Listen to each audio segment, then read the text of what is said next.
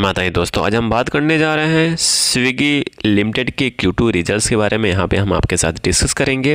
तो यहाँ पे देखें, कंपनी ने कोई डिविडेंड डिक्लेयर नहीं किया, ना कोई स्टॉक स्प्लिट है, नहीं कोई बोनस है। क्यों बोनस नहीं? क्योंकि एक घाटे वाली कंपनी है, जो चाहे पिछला क्वार्टर हो चाहे आने वाला क्वार्टर हो, अभी तक कंपनी का जो इनकम है अब प्रॉफिटेबल नहीं हुई है। मतलब कहने का मतलब यहाँ पे है स्विगी लिमिटेड अभी भी लॉस मेकिंग कंपनी है।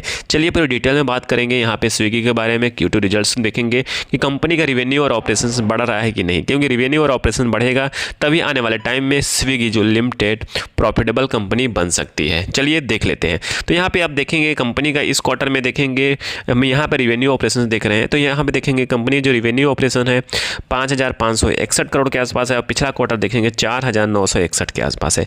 मतलब पिछला क्वार्टर के कंपेरिजन में इस बार का जो क्वार्टर है ज़बरदस्त परफॉर्मेंस देता हुआ दिखाई दे रहा है। वही पिछले साल के सेम क्वार्टर से कंपेरिजन करेंगे, पिछला साल जो था 3,601 करोड़ के आसपास था।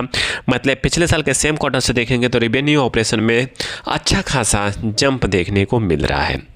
जब ऑपरेशन इनकम बढ़ रही है तो टोटल इनकम भी देख लेते हैं। तो टोटल इनकम देखेंगे यहाँ 5,620 के आसपास था, और पिछले क्वार्टर में था 5,048, और पिछले साल के सेम क्वार्टर में था 3,686 के आसपास था। और एक्सपेंसेस की बात किया जाए तो जो कंपनी का एक्सपेंसेस है रिवेन्यू और ऑपरेशन से सबसे अधिक है। जी हाँ, तभी कंपनी लॉस मेकिंग कह सकते, तभी लॉस मेकिंग बन रही है। जहाँ एक्सपेंसेस बढ़ जाएगा कंपनी का, वहाँ पे कंपनी के प्रॉफिटेबिलिटी में गिरावट देखने को मिलेगा। जितने की कंपनी कमा नहीं रही है उतने से अधिक कंपनी क्या कर रही है, एक्सपेंसेस में खर्च कर दे रही है। जी हाँ, कंपनी एक्सपेंसेस बहुत अधिक है। कंपनी को अपने एक्सपेंसेस पे लगाम लगाना चाहिए। जहाँ एक्सपेंसेस कम हो जाएगा वो ऑटोमेटिक कंपनी प्रॉफिटेबल बन जाएगी।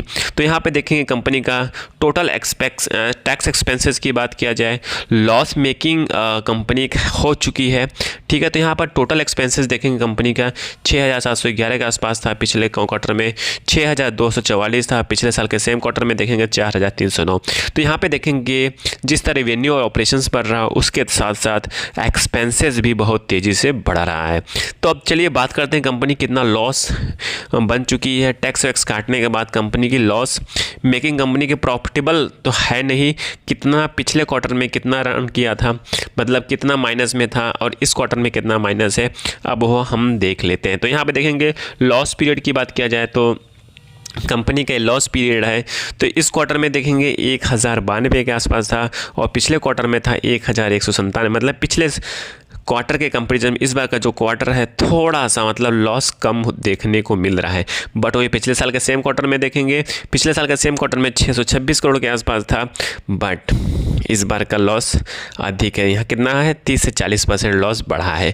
कहने का मतलब यह है कि कंपनी का जिस तरह रेवेन्यू ऑपरेशंस बढ़ रहा है उस तरह का एक्सपेंसेस बढ़ रहा है, और इसके हिसाब से कंपनी का लॉस भी बढ़ रहा है।